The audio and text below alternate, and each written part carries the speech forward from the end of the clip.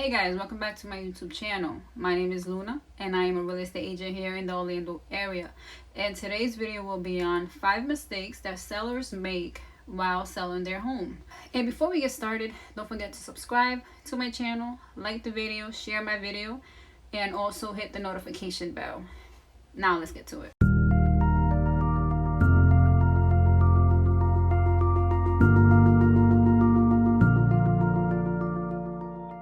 So hey guys, welcome back, and again my name is Luna, and here are the 5 mistakes that sellers make when they are selling their home. The number one would be overpricing your home. This happens a lot. I hear stories all the time where the seller is because they're so emotionally involved. This is their home. A lot of the times they lived in this home for 10-20 years, maybe a little longer, so they invested so much time, so much money to upgrade the home, whether it was the kitchen, the pool, the living room, well, there's no basements here in Florida, but let's say the second floor or the outside, whatever upgrades and whatever money they had to invest in the home, they want to make that money back, which is understandable. Sometimes they are upside down, so they're trying to, profit a little bit more because they don't want to be negative when they sell, and all that extra stuff that comes into play, which is understandable, of course.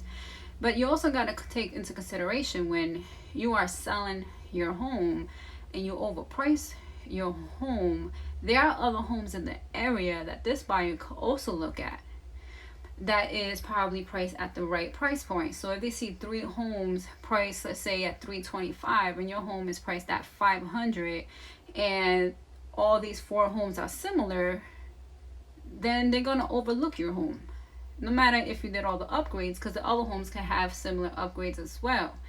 So you gotta take that into consideration when you overprice your home. You're gonna miss out on some potential buyers, and you also running a chance for your home to stay in the market for quite some time, especially if you want to sell your home and buy a new home, or you're relocating. Really consult your real estate agent, your realtor, ask them questions. And the fact that this is the seller's market right now, there's not a lot of homes, there's more buyers than sellers, so you might even get what you're paying for. Let's say you price it at a fair market and you have 20 people interested in your home, you have the upper hand, especially if you sell now. Right now is a perfect time to sell, if you ask me. So you definitely want to take that into consideration. So when you speak with your real estate agent and they give you a comparative market analysis and you think it's too little or too low, you have to take in consideration there's other homes that are in your neighborhood. Even though this is a seller's market, you don't want to overprice it either. And if you want to talk more, you need to talk to a professional like myself. My information is below. Give me a call or email me. So number 2 is underestimating the cost of selling your home. What do I mean by that? So you want to make sure you have money saved just in case for unexpected costs. Maybe you have to do some repairs to the home when you get your home inspected. You're going to be surprised at how much repairs that need to be made. Obviously, it could be negotiated with the buyer. You could also give them a credit. There's all that extra stuff that you could do, but you want to have more than enough than nothing at all. The last thing you want is to be hit with all these unexpected costs that's going to hit your pocket. So definitely save. I would suggest to save up to 15% of the cost of your home. Even if, let's say, you only spend $5,000 out of the 15%, that's okay. You have more money in your pocket, but at least you have some saved for unexpected costs. And unexpected costs is not only repairs, but it could be for staging, or maybe you need to paint some rooms to make the home more appealing to the buyer.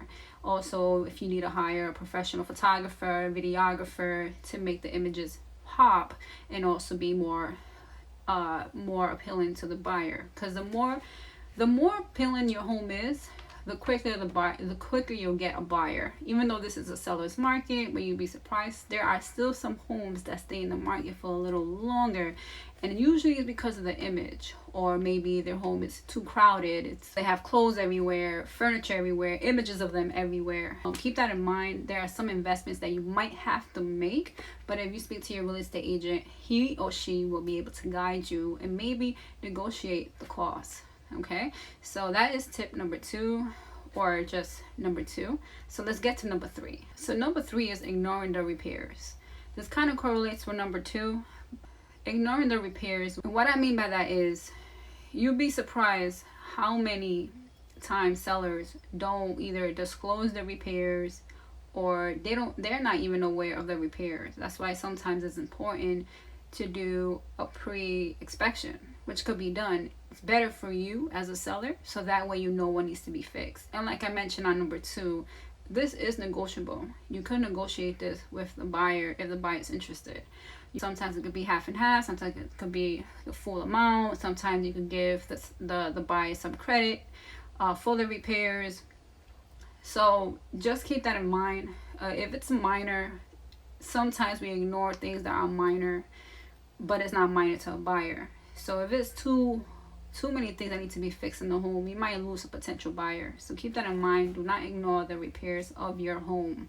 Number 4 is not preparing your home. What do I mean by not preparing your home? Not painting the walls that need to be painted. Not doing the lawn outside so it can be more appealing to the eye. Not decluttering your home, so that way when a buyer comes into your home, they will see themselves in your home.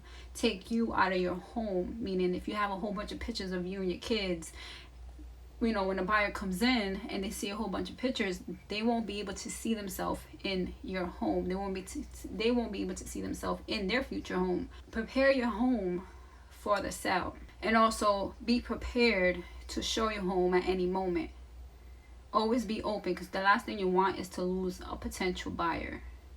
Even though I did mention it is a seller's market, but it's better to be prepared than not prepared. And that's really important. So definitely prepare your home for the sale. Don't wait until the last minute.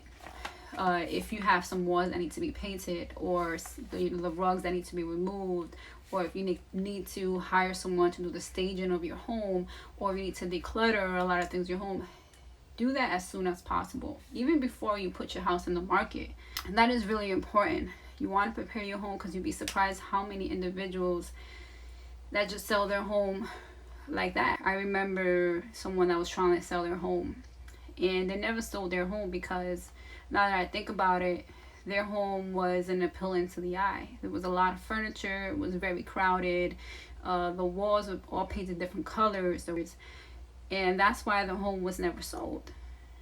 And now that I look back, it's like, if they would have just made small little changes, paint all the walls white, take the rugs off the living room, create an open space between the kitchen and the living room, they probably would have got way more money for their home. And if they sold their home, because they didn't end up selling their home, but if they did for what they were asking for, they would have got 2 times because of the area of the home as well.